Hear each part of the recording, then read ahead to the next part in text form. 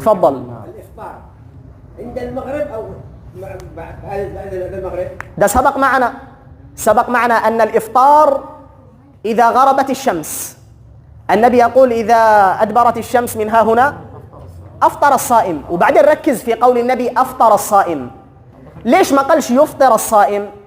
معنى قوله أفطر الصائم يعني هو في حكم المفطر، أفطر أو لم يفطر، يعني أنت كذا مفطر. أكلت أو لم تأكل. الصيام إلى الليل. الليل اسم لماذا؟ اسم لما بعد غروب الشمس. ده الليل، مش أن من الليل لما تظهر من نجمه. تمام، من الليل مش لما تظهر من نجمه. خلاص. أيوة. وعلى فكرة اللي يفطرون على من نجمه هم فاطرين من أول ما غرب الشمس، بس عادي هم حرين يفطرون على من نجمه، وإحنا عشان نفطر على غروب الشمس. بعدين يجي يقول أنا عندي أجر زيادة لأن أنا فطرت على من نجمه. مالكش أجر زيادة يا حبيبي، ده أنت آثم على هذا التطويل اللي أنت لست مطالب به.